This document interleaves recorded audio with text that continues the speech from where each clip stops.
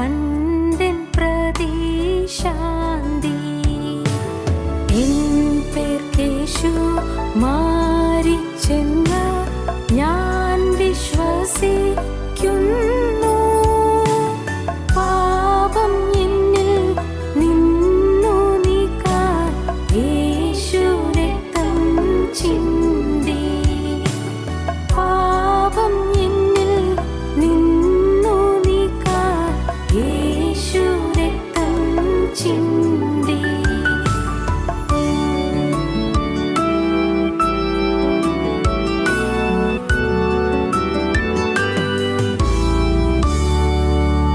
കുഞ്ഞാട്ടിൻ വിലയേറിയ രുധിരത്തിൻ ശക്തി വീണ്ടുകൊള്ളും ദൈവസഭ ആകെ വിശേഷമായി. വീണ്ടുകൊള്ളും ദൈവസഭ ആകെ വിശേഷമായി. എൻ പേർക്കേശു മാരിച്ചെന്ന് ഞാൻ വിശ്വസിക്കുന്നു. പാപം എന്നിൽ നിന്നു നീക്കാൻ യേശു രക്തം ചിന്തി. പാപം എന്നിൽ നിന്നു നീക്കാൻ യേശു രക്തം ചിന്തി.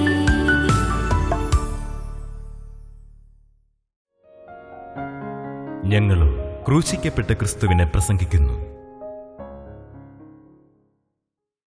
ദൈവ തിരുനാമത്തിന് മഹത്വം ഉണ്ടാകട്ടെ. യോശുവയുടെ പുസ്തകം 23-ാം അധ്യായത്തിൻ്റെ 13-ാം വാക്യം വായിക്കാം. നിങ്ങളുടെ ദൈവമായ യഹോവ മേലാൽ ഈ ജാതികളെ നിങ്ങളുടെ മുമ്പിൽ നിന്നും നീക്കിക്കളകയില്ലെന്നും നിങ്ങളുടെ ദൈവമായ യഹോവ നിങ്ങൾക്ക് തന്നിരിക്കുന്ന ഈ നല്ല ദേശത്ത് നിന്ന് നിങ്ങൾ നശിച്ചു പോകും വരെ അവർ നിങ്ങൾക്ക് കുടുക്കും കെണിയും വിലാപ്പുറത്ത് ചമ്മട്ടിയും കണ്ണിൽ മുള്ളുമായിരിക്കുമെന്നും അറിഞ്ഞുകൊള്ളുവീൻ. അവർ നിങ്ങൾക്ക് കുടുക്കും കെണിയും വിലാപ്പുറത്ത് ചമ്മട്ടിയും കണ്ണിൽ മുള്ളും ആയിരിക്കുമെന്ന് അറിഞ്ഞുകൊള്ളുവീൻ.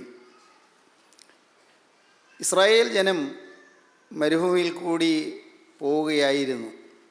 ഇസ്രായേൽ ജനം മിസ്രയീമിൽ നിന്ന് യാത്ര പുറപ്പെട്ടു പോവുകയായിരുന്നു. ഇസ്രായേൽ ജനം ചെങ്കടൽ കടന്ന് മരുഭൂമിയിൽ കൂടി യാത്ര ചെയ്യുകയായിരുന്നു. ഇസ്രായേൽ ജനം മരുഭൂമിയിൽ കൂടിയുള്ള യാത്രയിൽ വർഷങ്ങൾ ഏതാണ്ട് 40 കഴിഞ്ഞിരിക്കുന്നു. 40 വർഷങ്ങൾ കഴിഞ്ഞു. നേരെ പോവുകയാണെങ്കിൽ ഈജിപ്തിൽ നിന്ന് പലസ്തീനിലെത്താൻ 11 ദിവസത്തെ വഴി യാത്ര ചെയ്താൽ മതി. പക്ഷേ 40 വർഷം യാത്ര ചെയ്യേണ്ടി വന്നു. അവർ ദൈവത്തോട് മത്സരിച്ചതുകൊണ്ട് അവർക്ക് അനേകം പ്രതിസന്ധികളെ അഭിമുഖീകരിക്കേണ്ടി വന്നു. സത്യദൈവത്തെ അവിശ്വസിച്ചതുകൊണ്ടും അവരെ നടത്തിയ ദൈവത്തിൻ്റെ സ്നേഹത്തെ സംശയിച്ചതുകൊണ്ടും ദൈവത്തിൻ്റെ കരങ്ങൾ അവർക്ക് തരുന്ന മധുരഫലങ്ങളെ അവർ വേണ്ടതുപോലെ അനുഭവിക്കാതിരുന്നതുകൊണ്ടും അവർ മരുഭൂമിയിൽ യാത്ര വളരെ ക്ലേശകരമായി തീർക്കേണ്ടി വന്നു. മിസ്രയീമിൽ നിന്ന് പുറപ്പെട്ടപ്പോൾ 600,000 പേരാണ് പുറപ്പെട്ടത്. പക്ഷേ അവരിൽ പുറപ്പെട്ടപ്പോൾ ഉള്ളതിൽ 2 പേർ മാത്രമേ ആ യാത്ര പൂർത്തീകരിച്ചുള്ളൂ. മറ്റുള്ളവരെല്ലാവരും, അന്ന് പുറപ്പെട്ട ആളുകളെല്ലാവരും മരുഭൂമിയിൽ മരിച്ചു പോയിരുന്നു. ആ 2 പേരിൽ ഒരാൾ യോശുവ, വേറൊരാൾ കാലേബ്. മോശയും മരിച്ചു പോയിരുന്നു. പുറപ്പെട്ടവരിൽ മോശയും മരിച്ചു പോയിരുന്നു. യോശുവയും കാലേബും മാത്രമേ ജീവിച്ചിരുന്നുള്ളൂ. മോശ ദൈവം കൽപ്പിച്ചതനുസരിച്ച് നെബോ പർവ്വതത്തിൻ്റെ മുകളിലേക്ക് കയറി. നെബോ പർവ്വതത്തിൻ്റെ മുകളിൽ പിസ്ഗായുടെ ചെരുവിൽ ദൈവം മോശയെ കൊണ്ടുവന്ന് നിർത്തി. ദൈവം മോശയോട് പറഞ്ഞു, നിൻ്റെ ജീവിതം ഇവിടെ തീരാൻ പോവുകയാണ്, നിൻ്റെ ഭൗമിക ആയുസ് തീരാൻ പോവുകയാണ്. മോശ ദൈവത്തിൻ്റെ തിരുമുഖത്തേക്ക് ആശയോടെ നോക്കി. എനിക്കൊരാഗ്രഹം ഉണ്ടായിരുന്നു, എനിക്കൊരാഗ്രഹം ഉണ്ടായിരുന്നു. ഞാൻ പുറപ്പെട്ടപ്പോൾ കനാനിലേക്കാണല്ലോ ജനത്തെ കൊണ്ടുപോകുന്നത്. കനാനിലൊന്ന് കാല് കുത്തണമെന്ന് ആഗ്രഹം ഉണ്ടായിരുന്നു. വേണ്ട, ആ കാര്യം നീ എന്നോട് ചോദിക്കണ്ട, ആ കാര്യം നിനക്ക് ലഭിക്കുകയില്ല. അതിന് ചില കാരണങ്ങളുണ്ട്, അത് നിനക്ക് ലഭിക്കുകയില്ല.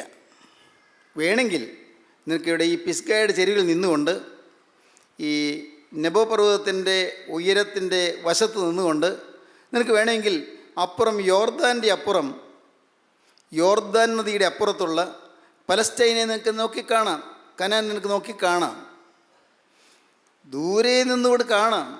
പക്ഷേ നീ അവിടെ കാലിയോട്ടുകയില്ല. ദൈവത്തിന് സ്തോത്രം. മോശ വിനയപൂർവ്വം ദൈവകരങ്ങളിലേക്ക് ചെയ്തു ഏൽപ്പിച്ചു. മോശ മരിച്ചു. മോശയുടെ ശവശരീരം നിത്യനായി ദൈവം അടക്കം ചെയ്തു. ദൈവം തമ്പുരാൻ ഒരാളെ അടക്കം ചെയ്യുക, ഒരാളുടെ ശവസംസ്കാര ശുശ്രൂഷ ദൈവം നടത്തുക, അതൊരത്ഭുതമല്ലേ? മോശയ്ക്ക് ആ ഭാഗ്യം ലഭിച്ചു. ഒരുപക്ഷെ നന്നായി അത് സ്ഥലം അറിഞ്ഞിരുന്നെങ്കിൽ ഇപ്പോൾ ആ പ്രദേശം മുഴുവൻ ആളുകൾ നിറഞ്ഞേനെ. എന്നും അവിടെ തീർത്ഥാടന കേന്ദ്രം, എന്നും അവിടെ ഭയങ്കരമായ വലിയ വലിയ അത്ഭുതങ്ങൾ, അടയാളങ്ങൾ, അതിശയങ്ങൾ. നാനാദേശത്ത് നിന്ന് ആളുകൾ കൂട്ടം കൂട്ടമായി അങ്ങോട്ട് വരുന്നു. വലിയ തീർത്ഥയാത്രാ സംഘങ്ങൾ, ദേശത്തെമ്പാടും തീർത്ഥയാത്രകൾ പെരുകുന്നു. ഇല്ലേ? സ്വാഭാവികമാണ്. ഭാഗ്യം അതൊന്നും ഉണ്ടായില്ല. മോശയുടെ ശവശരീരം അടക്കം ചെയ്ത സ്ഥലം ആർക്കും അറിഞ്ഞുകൂടാ. പിന്നീട് ദൈവം ആ ചുമതല ഏൽപ്പിച്ചത് യോശുവയെയാണ്. യോശുവയെ ആ അത്യന്തം ശ്രേഷ്ഠമായ ഉത്തരവാദിത്വം ഏൽപ്പിച്ചു. എന്താണ് ഉത്തരവാദിത്വം? ഈ ജനത്തെ ഇനിയും നടത്തണം, ജനത്തെ ഇനിയും മുന്നോട്ട് കൊണ്ടുപോകണം. ജനത്തിന് കനാനിലുള്ള മറ്റ് ജാതികളുടെ പുറജാതികളുണ്ട്. അവരുടെ ഇടയിൽ ഈ ജനം എങ്ങനെയാണ് ജീവിക്കേണ്ടതെന്ന്, അവരിൽ നിന്നുള്ളതായ ജാതീയ സമ്പ്രദായങ്ങൾ ഈ ജനം തങ്ങളിൽ പറ്റാതെ നിൽക്കേണ്ടത് എങ്ങനെയെന്ന് എല്ലാം ജനത്തിന് അപ്പോഴപ്പോൾ പ്രബോധനം കൊടുത്ത് നടത്തുവാൻ ദൈവം യോശുവയെ ഫലമേൽപ്പിച്ചു. യോശുവയുടെ പുസ്തകം വായിക്കുമ്പോൾ അതെല്ലാം വിശദമായി നമുക്ക് മനസ്സിലാക്കാൻ സാധിക്കും. ദൈവത്തിന് സ്തോത്രം. യോശുവയോട് ദൈവം പറഞ്ഞു, മോശയോട് പറഞ്ഞതുപോലെ തന്നെ വർഷങ്ങൾക്ക് മോശയ്ക്ക് കൊടുത്ത അതേ അരുളപ്പാട് ദൈവം പറഞ്ഞു, ഈ ദേശത്തെ ജാതികൾ നിങ്ങൾക്ക് കെണിയായിരിക്കും. ഈ ജാതികളോട് നിങ്ങൾ ഇടകലരരുത്. ഈ ജാതികളോട് നിങ്ങൾ ഇടകലർന്നാൽ അവർ നിങ്ങൾക്ക് കെണിയായിരിക്കും. നോക്കൂ, ആ വാക്കുകൾ, കുറച്ച് വാക്കുകളുണ്ട് അവിടെ. അവർ നിങ്ങൾക്ക് കുടുക്കായിരിക്കും, അവർ നിങ്ങൾക്ക് കെണിയായിരിക്കും, അവർ നിങ്ങൾക്ക് വിലാപ്പുറത്ത് ചമ്മട്ടിയായിരിക്കും, അവർ നിങ്ങളുടെ കണ്ണിൽ മുള്ളുമായിരിക്കും. അവർ നിങ്ങൾക്ക് കുടുക്കും, കെണിയും, വിലാപ്പുറത്ത് ചമ്മട്ടിയും, കണ്ണിൽ മുള്ളുമായിരിക്കുമെന്ന് അറിഞ്ഞുകൊള്ളുവീൻ. ദൈവത്തിന് സ്തോത്രം. അവർ നിങ്ങൾക്ക് നാശമായിരിക്കും. നിങ്ങൾക്ക് നിങ്ങളുടെ തനിമ നിങ്ങൾ നിലനിർത്തിയില്ലെങ്കിൽ, നിങ്ങളുടെ സാങ്ക്ടിറ്റി നിങ്ങൾ നിലനിർത്തിയില്ലെങ്കിൽ നിങ്ങൾക്ക് നാശം വരും, നിങ്ങൾക്ക് അപകടം വരും. നിങ്ങളുടെ സംശുദ്ധി നിങ്ങൾ സൂക്ഷിച്ചില്ലെങ്കിൽ നിങ്ങൾക്ക് നാശം വരും. നിങ്ങൾക്ക് തനതായ ഒരു സംശുദ്ധിയുണ്ട്.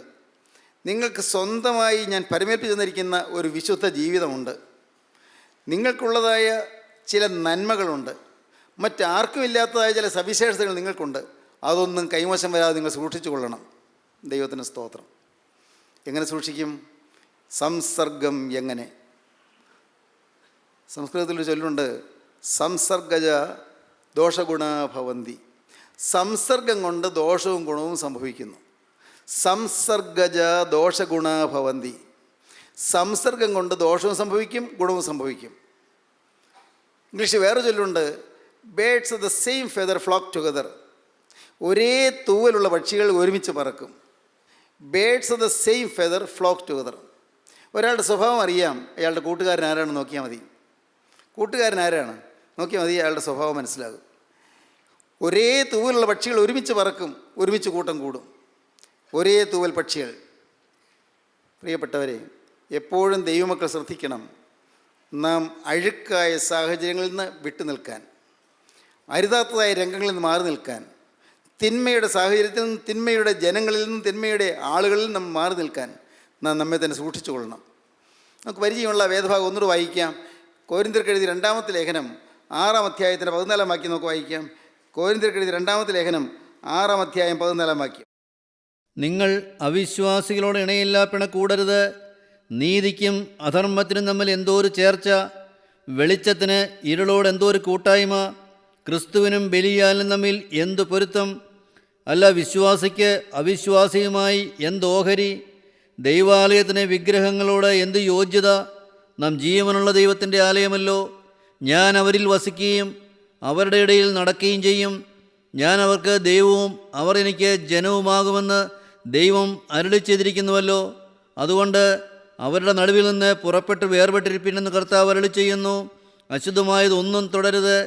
എന്നാൽ ഞാൻ നിങ്ങളെ കൈക്കൊണ്ട് നിങ്ങൾക്ക് പിതാവും നിങ്ങളെനിക്ക് പുത്രന്മാരുമായിരിക്കുമെന്ന് സർവശക്തനായ കർത്താവ് അരുളി ചെയ്യുന്നു.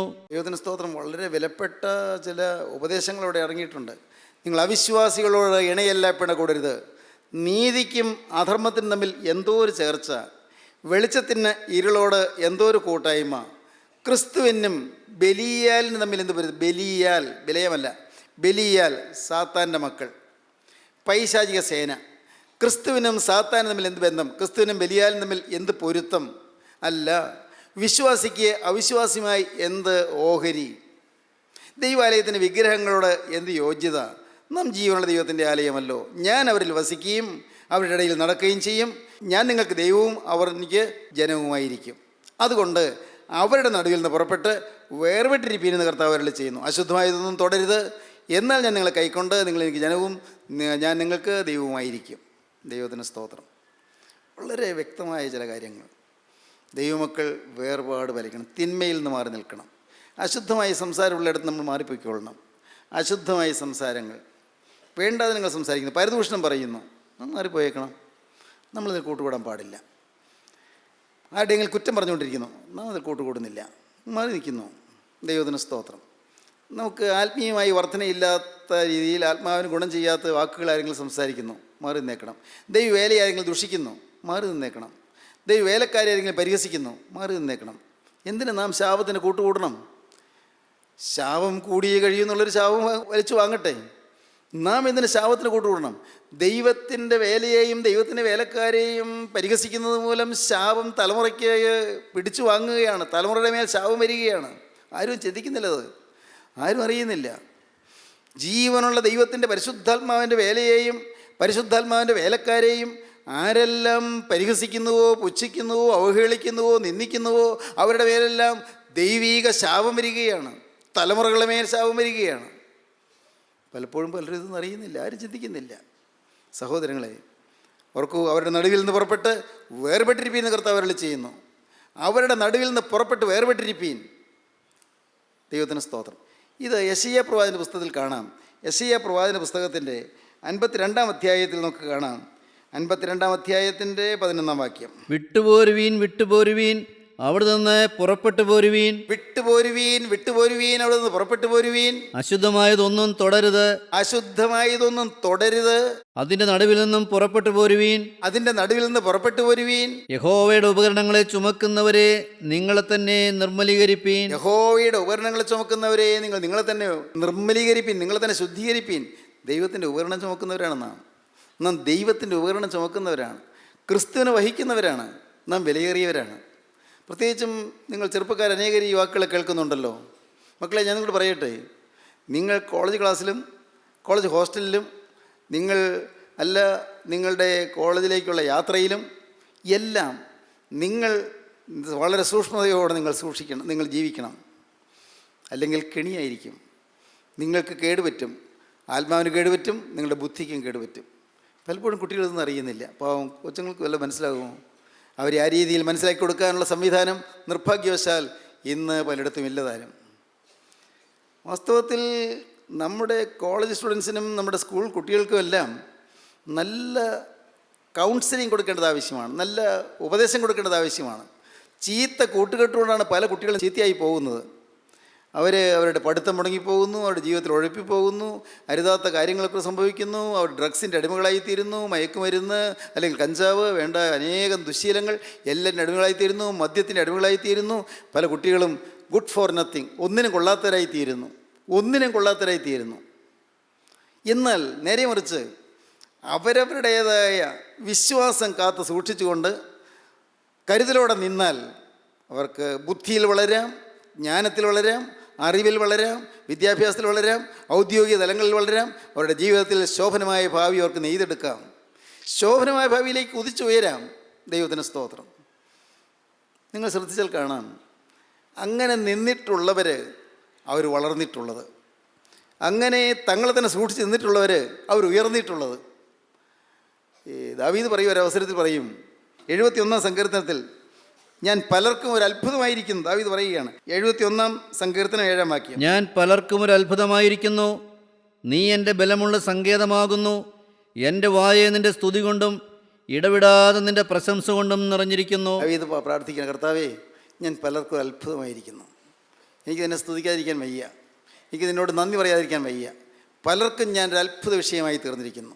ദാവീദ് തൊട്ടും പറയുന്നുണ്ട് 5 വാക്യം മുതൽ, യഹോവയായ കർത്താവേ, നീ എൻ്റെ പ്രത്യാശയാകുന്നു, ബാല്യം മുതൽ നീ എൻ്റെ ആശ്രയം തന്നെ, ഗർഭം മുതൽ നീ എന്നെ താങ്ങിയിരിക്കുന്നു, എൻ്റെ അമ്മയുടെ ഉദരത്തിൽ നിന്ന് എന്നെ എടുത്തവൻ നീ തന്നെ, എൻ്റെ സ്തുതി എപ്പോഴും നിന്നെക്കുറിച്ചാകുന്നു, ഞാൻ പലർക്കും ഒരു അത്ഭുതമായിരിക്കുന്നു, നീ എൻ്റെ ബലമുള്ള സങ്കേതമാകുന്നു, എൻ്റെ വായ ഇതിൻ്റെ സ്തുതി കൊണ്ടും ഇടപെടാതെ നിൻ്റെ പ്രശംസ കൊണ്ടും നിറഞ്ഞിരിക്കുന്നു. ദൈവത്തിന് സ്തോത്രം.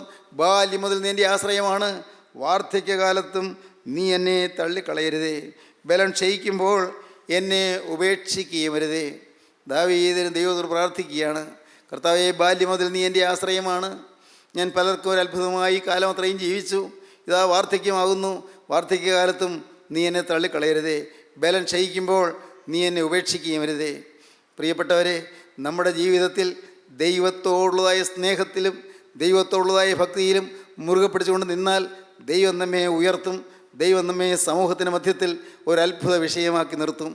നമ്മിൽ നിന്നുകൊണ്ട് കർത്താവ് ചില അത്ഭുതങ്ങൾ പ്രവർത്തിക്കാൻ തുടങ്ങും, നമ്മിൽ നിന്നുകൊണ്ട് കർത്താവ് ചില ദേശങ്ങളെ അനുഗ്രഹിക്കാൻ തുടങ്ങും, നമ്മിൽ നിന്നുകൊണ്ട് സമാധാനമില്ലാത്ത അനേകർക്ക് സമാധാനം വായുതരാൻ കർത്താവ് നമ്മെ ഉപയോഗിക്കും, നമ്മിൽ നിന്നുകൊണ്ട് കർത്താവ് അസ്വസ്ഥമായ പല കുടുംബങ്ങളിലും സ്വസ്ഥത പകരാനായിട്ട് നമ്മെ ഉപയോഗിക്കും, നമ്മിൽ നിന്നുകൊണ്ട് രോഗഗ്രസ്തമായ രോഗത്തിൻ്റെ പീഡയേറ്റി വലയുന്ന ചിലർക്ക് രോഗത്തിൻ്റെ ബന്ധനത്തിൽ നിന്ന് മോചനം കൊടുക്കുവാൻ കർത്താവ് നമ്മെ ഉപയോഗിക്കും.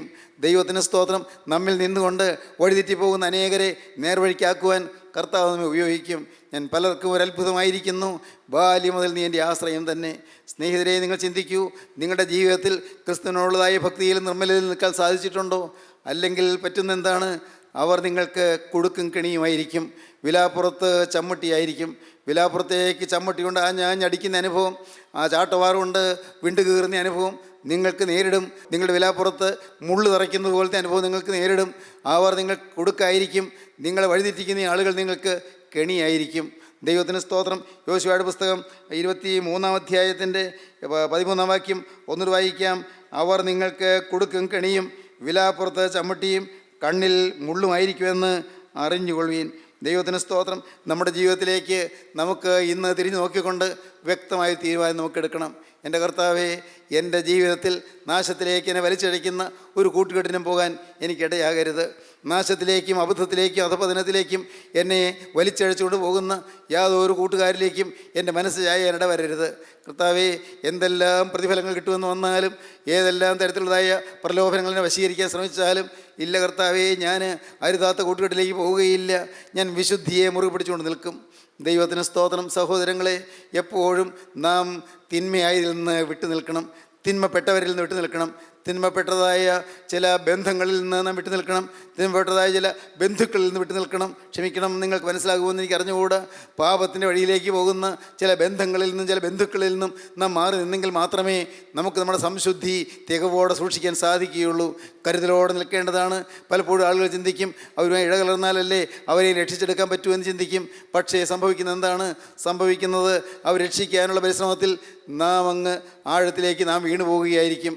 യൂദായുടെ ലേഖനത്തിൻ്റെ അവസാന ഭാഗം വായിക്കുമ്പോൾ കാണാം, ചിലരെ തീയിൽ നിന്ന് വലിച്ചെടുത്ത് രക്ഷിപ്പീൻ എന്ന് പറയും. ചിലരെ തീയിൽ നിന്ന് വലിച്ചെടുത്ത് രക്ഷിപ്പീൻ. ദൈവത്തിന് സ്തോത്രം. യൂദായുടെ ലേഖനം 23-ാം വാക്യം വായിക്കാം. ചിലരെ തീയിൽ നിന്ന് വലിച്ചെടുത്ത് രക്ഷിപ്പീൻ, ജഡത്താൽ കറപിടിച്ച അങ്കി പോലും പകച്ചുകൊണ്ട് ചിലർക്ക് ഭയത്തോടെ കരുണ കാണിപ്പീൻ. ചിലരെ തീയിൽ നിന്ന് വലിച്ചെടുത്ത് രക്ഷിപ്പീൻ, ജഡത്താൽ കറപിടിച്ച അങ്കി പോലും പകച്ചുകൊണ്ട് ചിലർക്ക് ഭയത്തോടെ കരുണ കാണിപ്പീൻ. ആ വാക്ക് മനസ്സിലാവില്ല. ജഡത്താൽ കറപിടിച്ച അങ്കി പോലും പകച്ചുകൊണ്ടെന്ന് പറഞ്ഞാൽ എന്താ മനസ്സിലാക്കുന്നത്? ഇംഗ്ലീഷ് ബൈബിൾ വായിക്കുമ്പോൾ കാണാം. അതിൻ്റെ അർത്ഥം കേട്ടോളൂ, ശ്രദ്ധിച്ച് കേൾക്കൂ. നാം തീയിൽ പെട്ടിഞ്ഞ് കത്തിക്കൊണ്ടിരിക്കുന്ന ചിലരെ വലിച്ച് രക്ഷിക്കാൻ ചെല്ലുമ്പോൾ നമ്മുടെ ശരീരത്തിലെ വസ്ത്രം കരിയാതെയും നമ്മുടെ ശരീരം കരിയാതെയും സൂക്ഷിച്ചുകൊണ്ട് വേണം ചിലരെ വലിച്ചെടുക്കാൻ. ദൈവത്തിന് സ്തോത്രം. നാം തീയിൽ തൊടാതെ തീ അടുക്കാത്ത രീതിയിൽ നാം മാറി നിന്നുകൊണ്ട് വളരെ കരുതലോടെ നാം വളരെ സൂക്ഷ്മതയോടെ നിന്ന് വേണം അവരെ വലിച്ചെടുക്കാൻ. നമ്മുടെ ശരീരത്തിലുള്ള നമ്മുടെ ജഡത്തിലുള്ളതായ ആ ശരീരത്തിലെ വസ്ത്രത്തിൽ ഒരു കേടുവരാതെ, നമ്മുടെ ശരീരത്തിലെ വസ്ത്രം കത്തിപ്പോകാതെ, നമ്മുടെ ശരീരത്തിൽ കരിവേൽക്കാതെ വളരെ സൂക്ഷ്മതയോടെ വേണം ചിലരെ തീയിൽ നിന്ന് വലിച്ചെടുത്ത് രക്ഷിപ്പാൻ. നമ്മളുടെ സൂക്ഷ്മതയോടെ വേണം നിൽക്കാൻ. ദൈവത്തിന് സ്തോത്രം. ഇതെല്ലാം മനസ്സിലാക്കി വരുമ്പോഴാണ് ഇന്ന് നമ്മുടെ ജീവിതശൈലിയിൽ മാറ്റം വരുത്തണമെന്ന് മനസ്സിലാകുന്നത്. ഇതെല്ലാം എങ്ങനെ കിട്ടും, എങ്ങനെ സാധിക്കും? അതിന് പോകാൻ വഴി മാത്രമേ ഉള്ളൂ. അത് പറയാതെ ഈ പ്രസംഗം അവസാനിപ്പിക്കാൻ വയ്യ. ദൈവത്തിന് സ്തോത്രം. ഒരേ ഒരു പോകാൻ വഴി മാത്രം. എന്താണെന്നറിയാമോ? യേശുവിനോടുള്ളതായ ഒരു സ്നേഹം, നമ്മെ വീണ്ടെടുത്ത രക്ഷകനുള്ളതായ സ്നേഹം, നമുക്ക് വേണ്ടി ജീവൻ വെടിഞ്ഞ യേശുവിനുള്ളതായ സ്നേഹം, നമുക്ക് വേണ്ടി കുറ്റമില്ലാത്ത രക്തം ചിന്തിയ കർത്താവായ യേശുക്രിസ്തുവിനുള്ളതായ സ്നേഹം, നമുക്ക് വേണ്ടി കുരിശിന്മേൽ പിടഞ്ഞ് മരിച്ച കർത്താവായ യേശുക്രിസ്തുവിനുള്ളതായ സ്നേഹം, ആ നിത്യസ്നേഹത്തെ നാം കണ്ടാൽ നാം വിശുദ്ധിയോടെ നിൽക്കും. ദൈവത്തിന് സ്തോത്രം. നിങ്ങൾ പലരും ശ്രമിച്ചിട്ടും സാധിക്കുന്നില്ല എന്ന് പരാതി പറയുന്നവരുണ്ട്. എനിക്ക് വിശുദ്ധി സൂക്ഷിക്കാൻ സാധിക്കുന്നില്ല എന്ന് പറയുന്നവരുണ്ട്. എനിക്കിപ്പോഴും കറുതീർന്ന് നിൽക്കാൻ പറ്റുന്നില്ല എന്ന് പറയുന്നവരുണ്ട്. സന്ദർഭം വരുമ്പോൾ ഞാൻ ആടിപ്പോകുന്നതെന്ന് ചിന്തിക്കുന്നവരുണ്ട്. അങ്ങനെ നിരാശപ്പെട്ടിരിക്കുന്നവരുണ്ട്. സ്നേഹിതരെ, നിങ്ങൾ പറയട്ടെ, നിങ്ങൾക്ക് ജയജീവിതം ലഭിക്കും, ജയജീവിതം ലഭിക്കും. ആരും സംശയിക്കേണ്ട. ദൈവത്തിന് സ്തോത്രം. ഇന്നെന്ന പോലൊരു ദിവസം കർത്താവായ യേശു വീണ്ടും വരുമ്പോൾ വിശുദ്ധന്മാർ പറന്നുയരും. ദൈവത്തിന് സ്തോത്രം. ഈ ഇലകൾ ഇങ്ങനെ പറന്നുയരുന്നത് പോലെ ഈ ഭൂമിയിൽ കല്ലറകളിൽ ഉറങ്ങിക്കിടക്കുന്നവർ, അവർ വിശുദ്ധന്മാർ മാത്രം ഉയർത്തെഴുന്നേറ്റ് പറക്കും. ദൈവത്തിന് സ്തോത്രം. കല്ലറകളിൽ ഉറങ്ങിക്കിടക്കുന്നവർ, അന്തിമനിദ്രയിലേക്ക് പോയവർ, ആ കല്ലറകളിൽ ഉറങ്ങിക്കിടക്കുന്നവർ, വിശുദ്ധന്മാർ മാത്രം ഉയർത്തെഴുന്നേൽക്കും. അല്ലാത്തവരെല്ലാം അവിടെ തന്നെ കിടക്കും. എൻ്റെ പ്രിയപ്പെട്ടവരെ, മറക്കരുതേ. ദൈവത്തിന് സ്തോത്രം. ഒരു ദിവസം അത് സംഭവിക്കും. അതിൽ നാം ആരും അവിടെ തന്നെ കിടക്കുന്നവരായി തീരരുത്. കല്ലറകളിൽ നിന്ന് ഉയർത്തെഴുന്നേൽക്കുന്ന വിശുദ്ധന്മാരായി പറക്കാൻ നമുക്കിവിടെ വെച്ച് ഒരുങ്ങണം. ഈ ഭൂമിയിൽ വെച്ച് അതിനൊരുങ്ങിയില്ലെങ്കിൽ നഷ്ടമാണെന്ന് മാത്രം ഞാൻ നിങ്ങളെ അറിയിക്കട്ടെ. ദൈവത്തിന് സ്തോത്രം. നാം വചനം കേട്ടു, നാം ഈ യോഗത്തിൽ വരുന്നു, കഷ്ടപ്പെട്ട് യാത്ര ചെയ്ത് നിങ്ങൾ വന്നു. ദൈവത്തിന് സ്തോത്രം. നാനാ ദേശങ്ങളിലിരുന്ന് ശ്രദ്ധയോടെ ഉറക്കളച്ചിരുന്ന് കേൾക്കുന്നവരുണ്ട്. ദൈവത്തിന് സ്തോത്രം. ജോലിയെല്ലാം മാറ്റിവെച്ചിരുന്ന് ഈ വാക്കുകൾ കേൾക്കുന്നവരുണ്ട്. നല്ലത് പ്രിയപ്പെട്ടവരെ. പക്ഷേ നിഷ്ഫലമായി പോകരുത്. അവസാനം കൈമോശം വന്ന് പോകരുത്. അവസാനം നിങ്ങൾ പുറത്തായി പോകരുത്. അവസാനം പോവുകയെന്നെ അറിയുന്നില്ല എന്നുള്ള കഠോര ശബ്ദം കേൾക്കേണ്ടവരരുത്.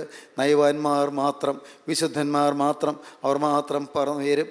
നയവാന്മാർ, നീതിമാന്മാർ, വിശുദ്ധന്മാർ, അവർ മാത്രം പറന്നുയരും. നയവാന്മാർ തൻ മുൻ കൊമ്പിൻ നാദം കേട്ടിട്ട് അങ്കിയണിഞ്ഞ് എതിരേൽപ്പാനായി പോയി ഇടുന്ന പിതാക്കന്മാർ പാടി.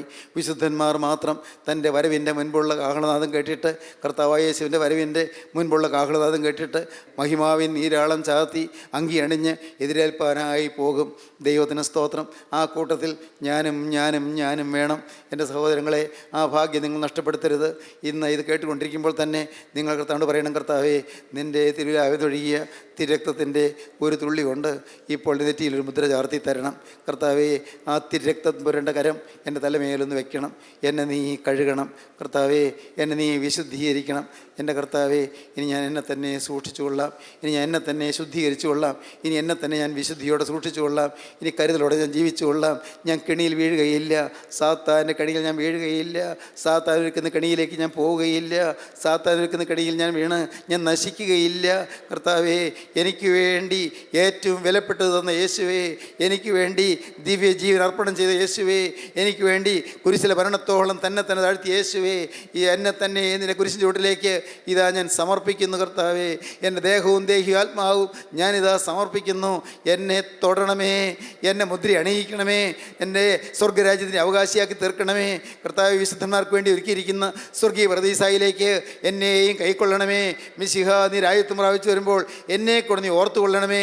സമർപ്പിക്കൂ, പ്രാർത്ഥിക്കൂ, കെണിയിൽ വീഴാതെ നിങ്ങൾ തന്നെ സൂക്ഷിക്കൂ. ദൈവകരങ്ങളിലേക്ക് നിങ്ങൾ ഏൽപ്പിക്കൂ. എൻ്റെ കയ്യിൽ നിന്ന് അവയെ പിടിച്ചെറിപ്പാൻ ആർക്കും കഴിയുകയില്ല എന്ന് കർത്താവ് പറയുന്നു. യേശുക്രിസ്തുവിൻ്റെ കൈകളിലാണെങ്കിൽ ആരും പിടിച്ചു പറിക്കുകയില്ല. ഭയപ്പെടേണ്ട. നിങ്ങൾ നിൽക്കുമോ എന്ന് പേടിക്കേണ്ട. ദൈവം നിങ്ങളെ നിർത്തും. ദൈവം നിങ്ങളെ കാക്കും. ദൈവം നിങ്ങളെ പോറ്റും. ദൈവം നിങ്ങളെ പുലർത്തും. ദൈവം നിങ്ങളെ പരിപാലിക്കും. ദൈവം നിങ്ങളെ സംരക്ഷിക്കും.